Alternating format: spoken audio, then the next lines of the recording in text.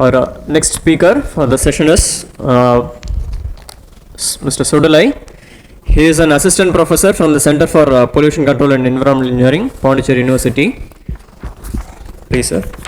So, Mr. Sudalai, he is a assistant professor from Pondicherry University. His area of specialization is on solid waste management. And but introducing Mr. Sudalai, I am not going to read from the paper.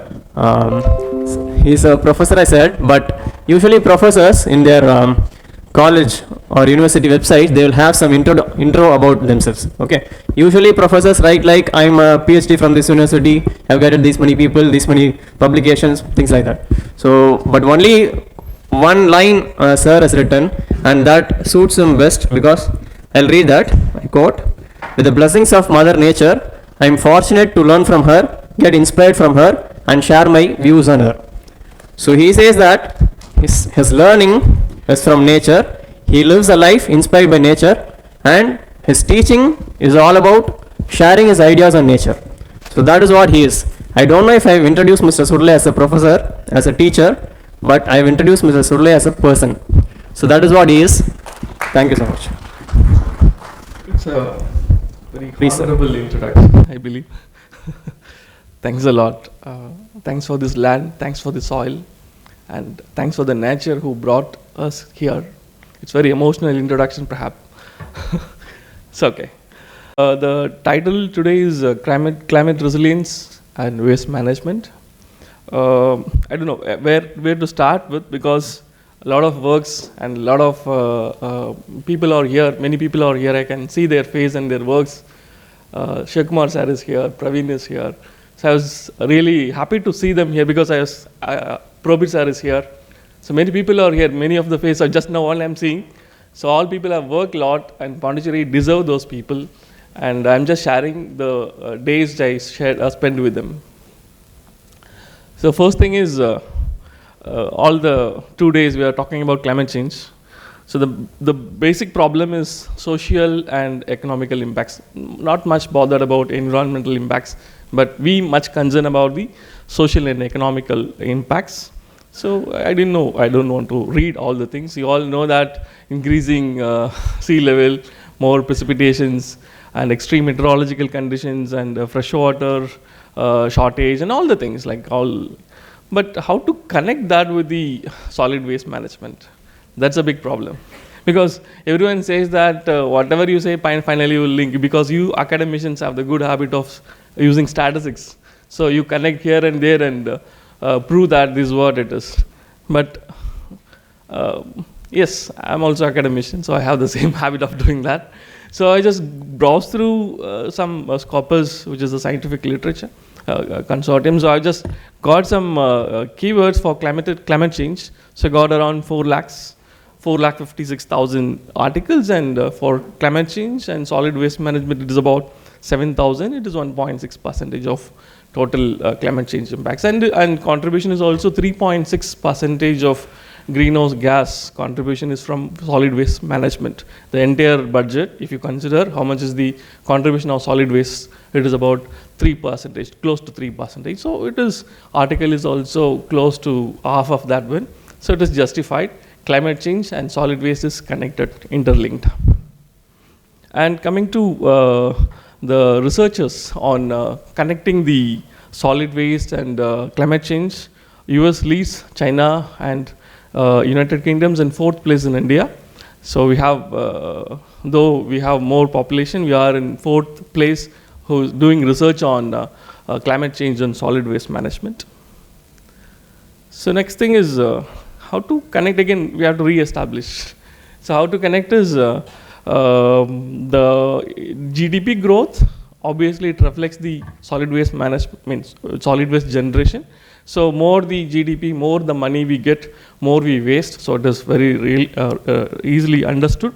And more we earn money, the more carbon emissions. So we can again cross correlate the carbon emission, the solid waste management generation, and GDP increase. So that's what the slide shows. The per capita energy consumption, gross domestic product, and private consumption. So these are increasing, and these are cross correlated with the data. And this is the data which shows the increase of GDP per capita. So it is well established. The data is also well established.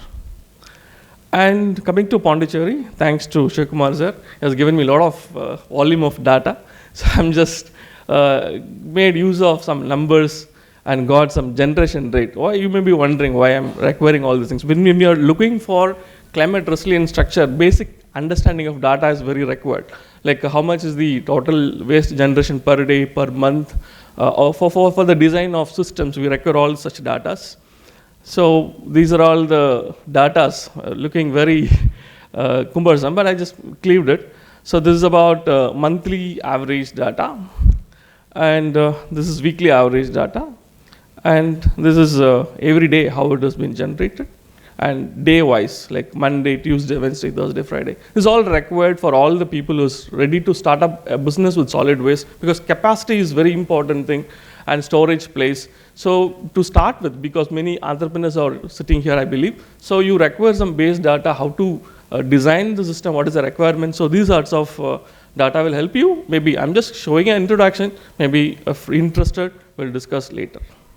We had an impression that Pondicherry is being a tourism place, so we have more waste generation in the Friday and Monday and Sunday. So we cross-correlated that, but we didn't find much difference. It's all same.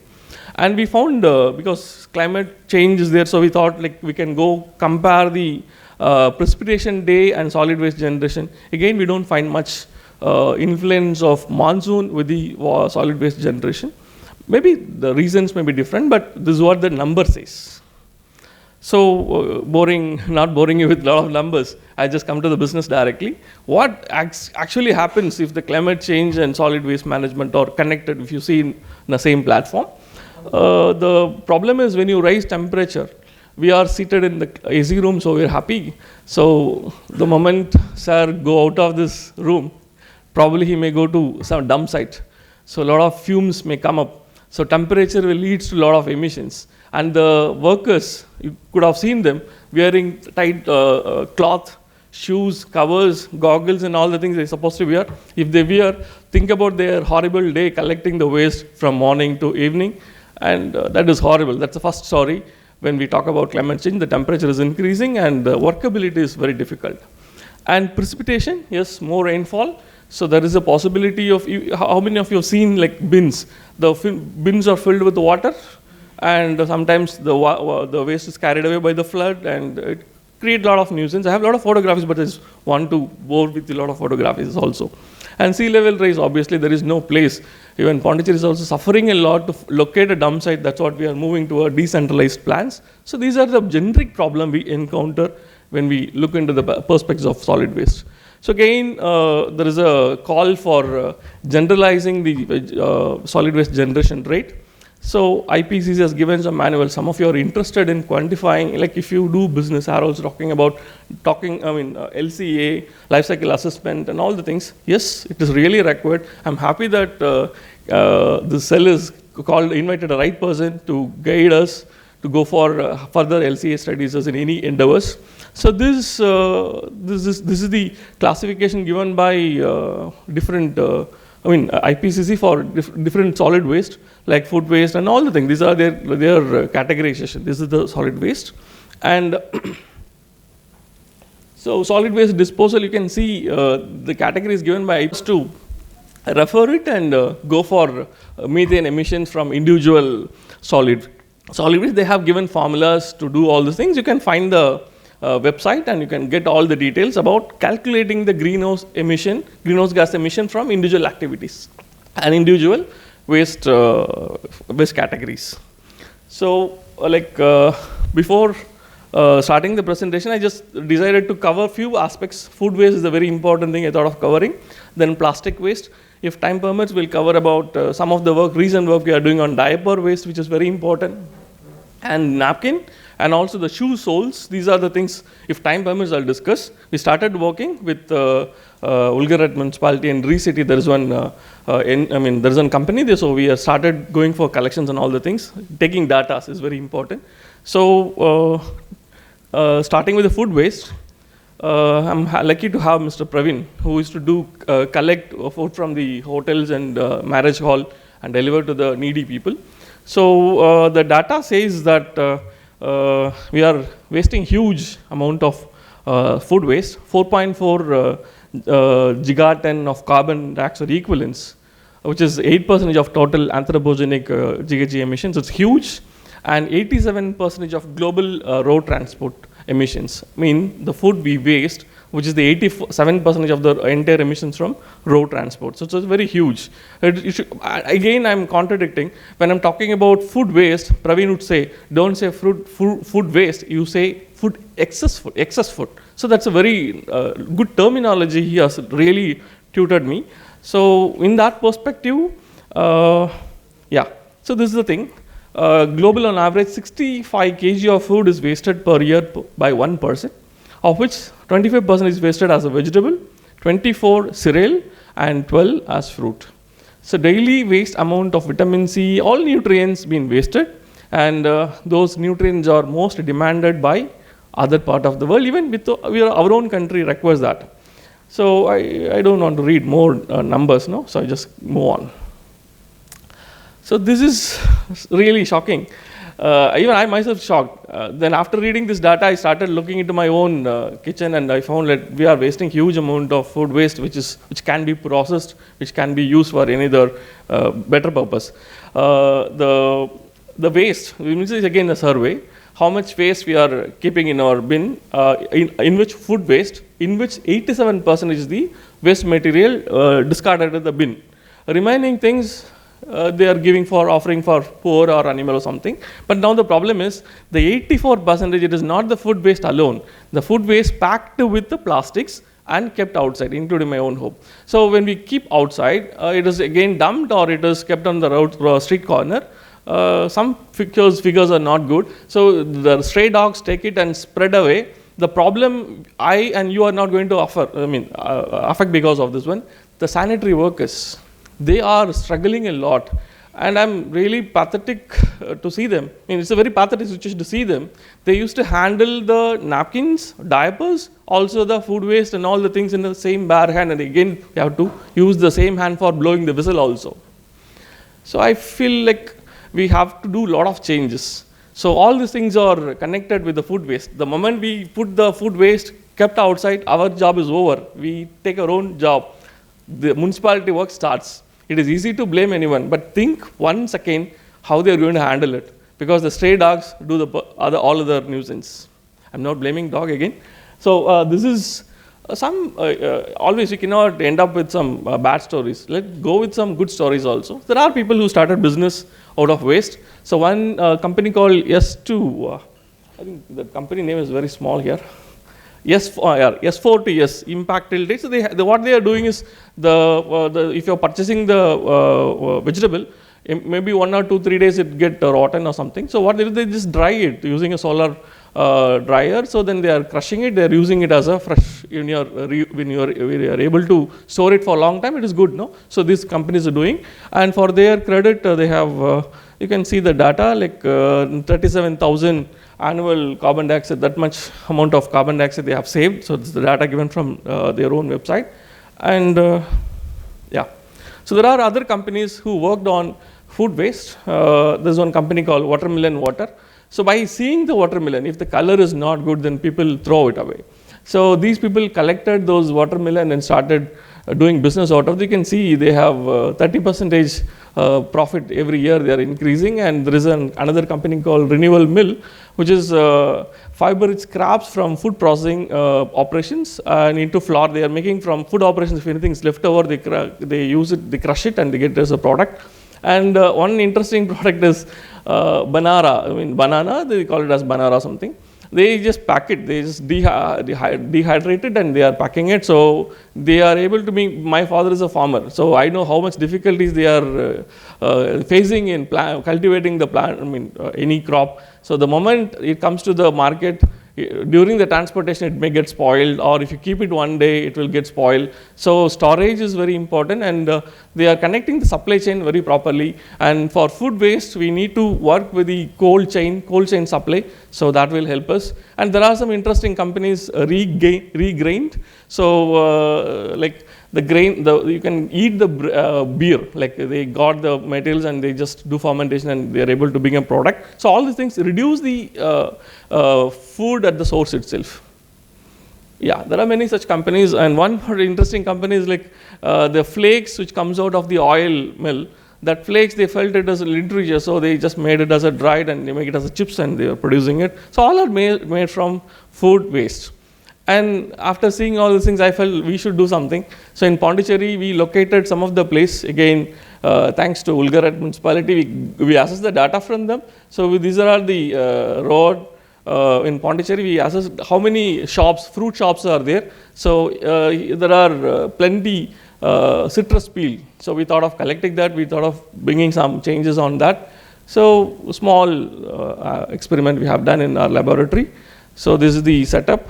The different proportion fruit peel, jaggery and water. It can be prepared as a biocleaner. So once idea is there, UTB is there, article is there, Scopus, everywhere idea is there. How to do, who is ready to do.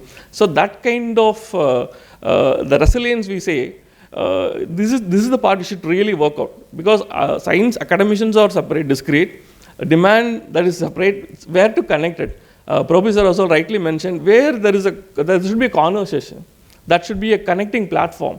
So that platform should understand the problem and there should be a solution that should be connected. So that's the reason I'm just working on these aspects, because everyone knows that, but we are teaching those people that this is possible and this has been sold. Even if you go to any other, any shop, you can buy a biocleaner, labeling is organic, they're selling it for 300 rupees. When you are purchasing the normal thing for 60 rupees or 70 rupees, they are selling it for 300 rupees. So they can make it. It is possible, and we can avoid huge amount of citrus peel which has been left out. You can see the picture also how it was looking. So this can be easily benefited. That's what it is. Then comes the fashion industry.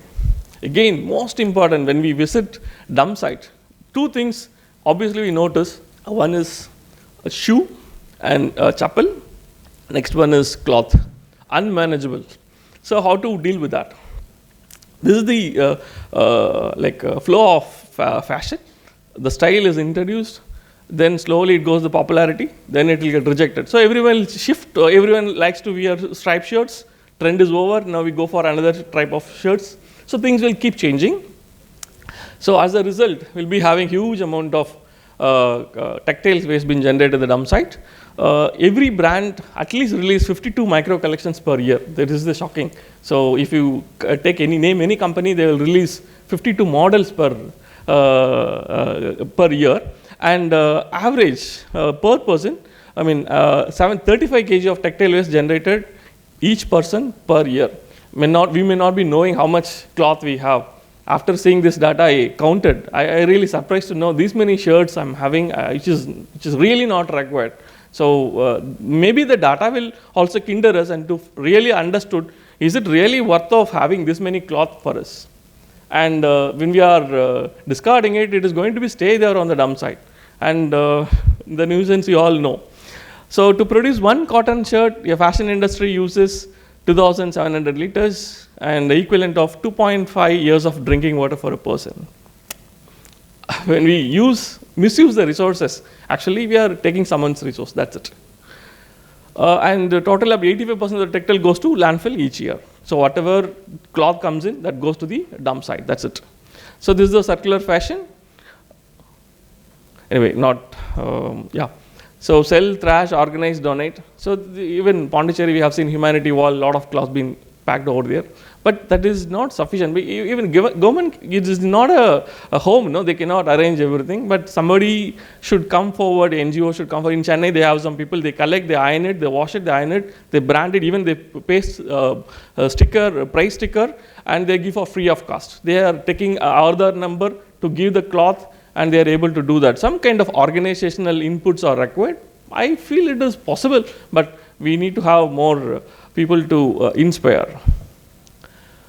So there are companies who's coming up working on recyclable materials.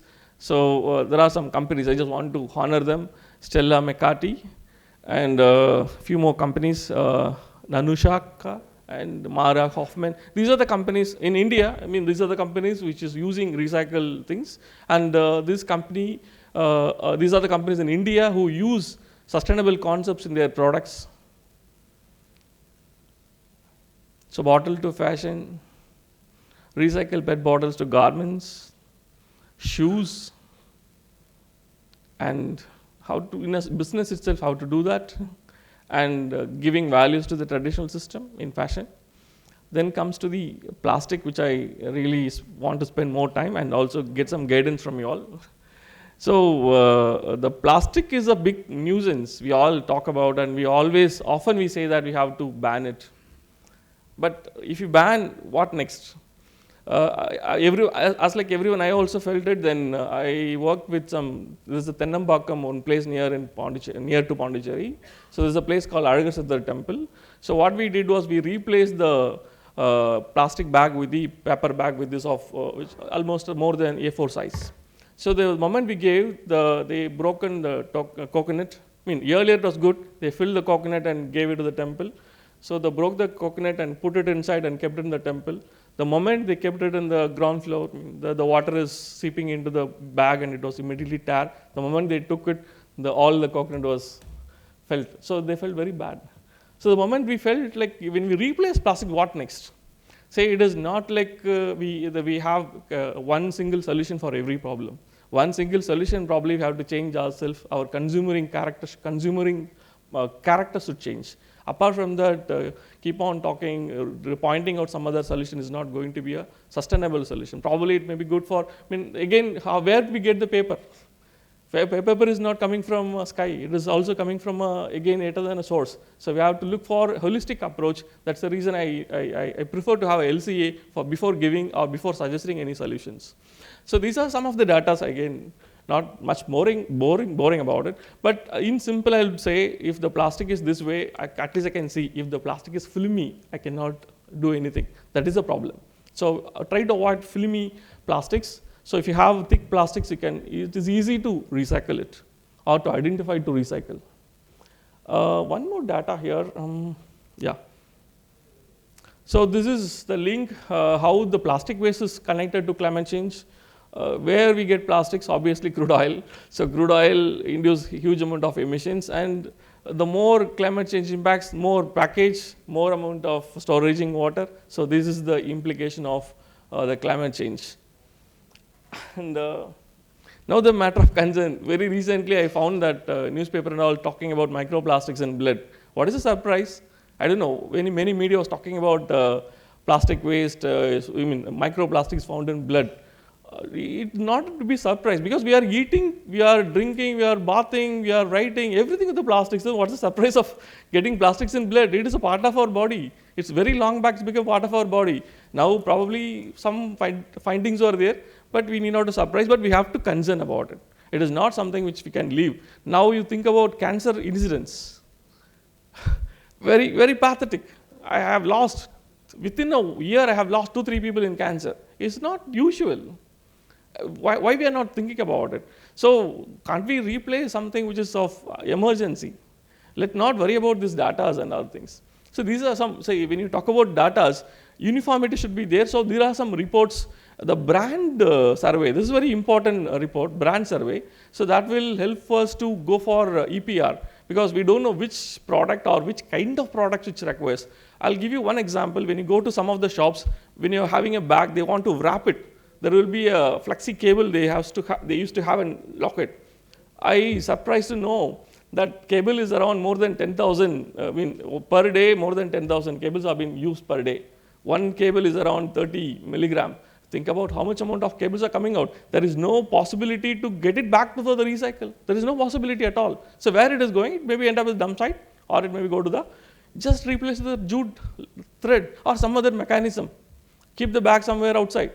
That will save huge amount of waste. Small thing, brushes. Think about a brush. Brush, probably 50 milligram. So 50 milligram brush is wrapped with the rubber. And there is a bristle, there is a handle. And if you replace the bristle, this handle is also wasted. So every 3 months, once we have to replace if you are proper brushing habit. So 1 year, 3 brushes. Pondicherry, let us assume 10 lakh population. If all people are using brushes, then probably we end up with 1 year, 30 lakh brushes. Where those brushes are going?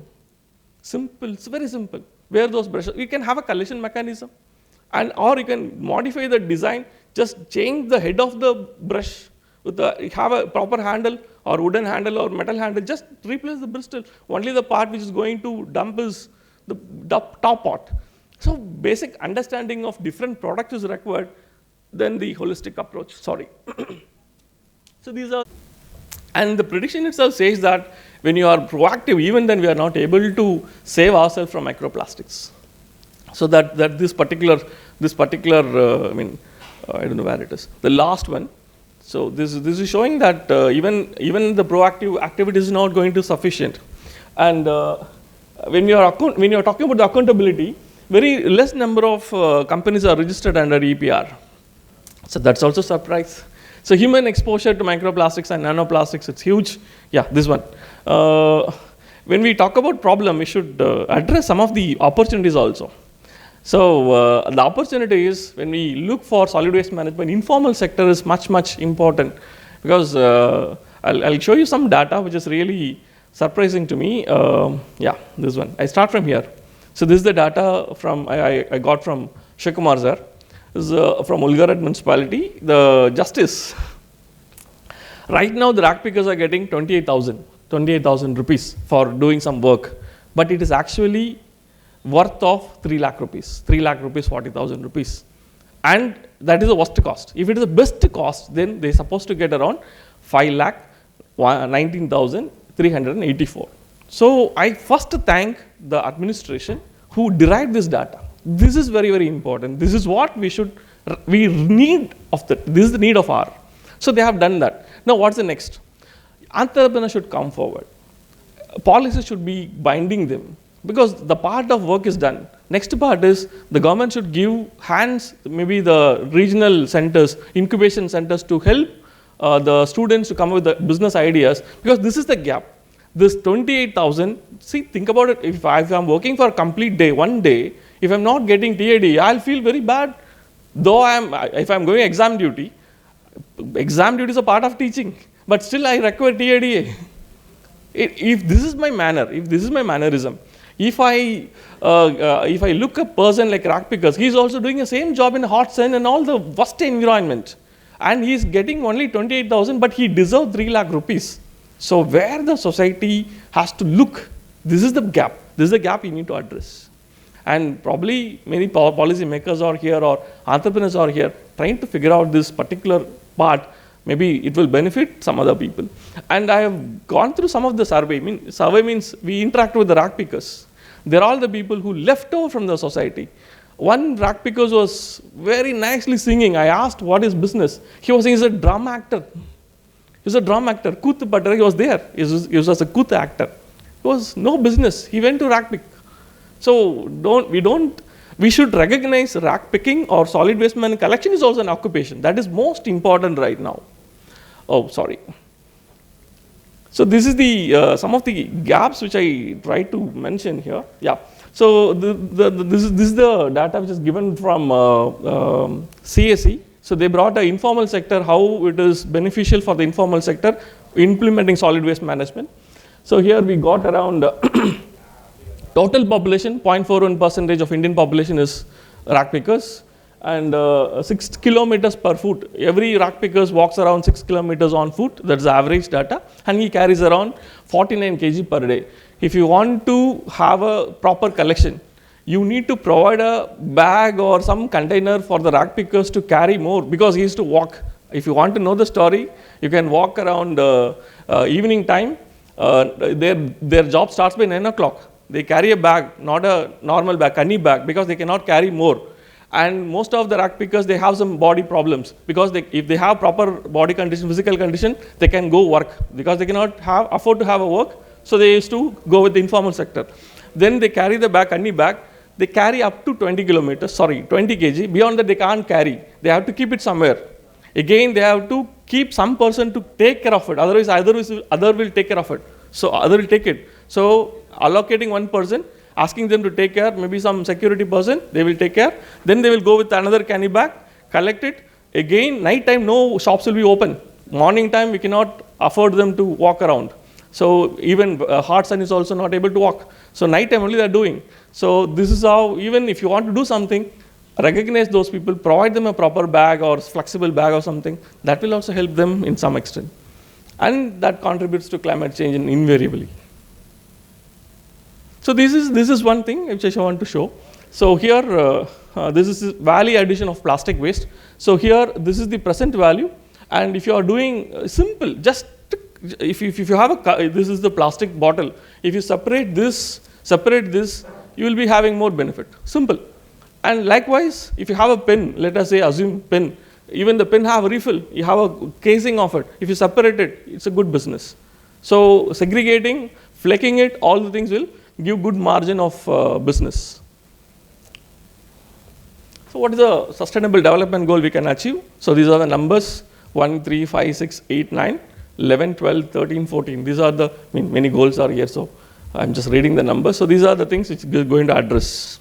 By involving the informal sector, even the data says the well-established incineration plant is also having more emissions. If you ask the informal sector to adopt it, they may reduce the carbon emission to a significant level. The CSC report has given that data also. So how to incorporate? Maybe you people are well known.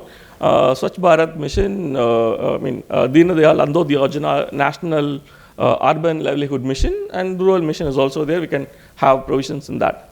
Then from our university, we did a survey of how much amount of waste being generated, and we thought we should do something with the help of Vulgarite Municipality. We get to know different persons. So I'm thanked to Shivakumar sir. We met one person.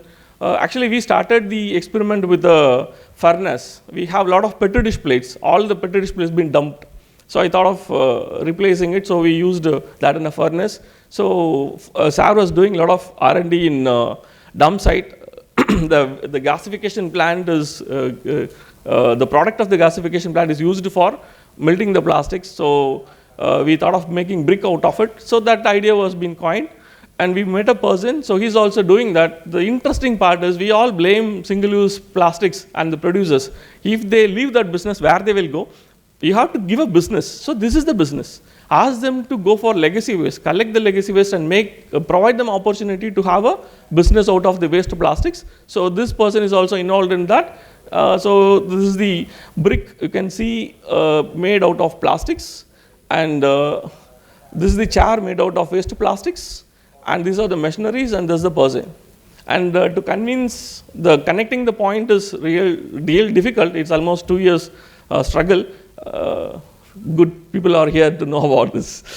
So finally the product came, but still looking for market. And the flour waste, Praveen is here. So the flour waste, this is 2017 work, 17-18 work. So what we did was, we found Kuber market. You can see the flour waste been heaped. Rose, marigold, all these flows are huge in numbers. So what happened was, everything was taken for biogasification. The value is like, I'm a chemical engineer or he's a civil engineer. We cannot assume, or we cannot value them in a single scale. Chemical engineer have his own values. Civil engineers have his own value. So what we need to do is, flour waste or vegetable waste cannot be accumulated and put it in a gasification. There are possible value additions out there. So simple thing, biochar. The biochar may be costing, or if you check Amazon, you can get around 40 rupees, 50 rupees, 100 rupees also per kg is there. So but now the dump is nothing. It's no value. So you can convert the product. So we thought of collecting this flour waste. There is a company called Pule. They collect the temple flowers and making an incense stick. So we tried it initially, and there was suggestions of finding dyes also. But I couldn't do with the complete organic dyes because I need to use some chemicals, so I left out. Then we went for biochar production using the flour waste. So it was successful. And one more thing is bioplastics. Anyway, it's not a time, so I'll just leave this. The bioplastics we made out of, again, biodiesel we are preparing. The byproduct of the biodiesel we can make use of bioplastics. Otherwise, it is not going to sustainable. So this is the product which we get out of waste plastic processing. So these are the products, some of the products. And these are the other initiatives. Again, when we have a temple gathering, then those places we can find huge amount of plastics. Even the organization can have some waste sorting, and we can get revenue out of that also. And in there is a leaf here, you can see here. This leaf is called Terminalis catapa. This is called Badula maram or Badam maram. Indian almond, they say. Botanical name Terminalis catapa. Huge amount of medicinal use is there. I don't know why we are why we are ignoring this leaf and getting for plastics. This will be the solution for diabetic, then many things, antibiotics, so many medicinal values are there. We can make use of these leaves, replacing the plastics. And in Andhra, some people are using this leaf for preparing the idli also. Now it is well known, you can find on YouTube. So this leaf you can find all over in Pondicherry region. We can connect some people who can do business out of this leaf and provide that for the hotel or any other business. Then this package of plantain, this is in meat shop in Nagarkoil. So they are not using plastic bag, instead they are using this plantain leaf cover to give the meat and other things. And even the temple festival, you have to replace giving the aluminum foil with this kind of leaf, so that you can motivate those people who are doing business out of it. So this is the last one. You all know our dump site, where it is. First, please visit our dump site. That's the most important place we should see, rather than going Thirunallaru, leave off all our these things. Actually, all our bad things are here in dump site. So we are keeping it in Pondicherry only. So please take care of it, reduce our karmas by sending less amount of waste to the dump site. That is the only way, that is a good parigaram we can do. Rather than going to temple, having so many rituals, the best thing, reduce your waste, give less amount of waste to the sanitary workers. That's it. Thank you.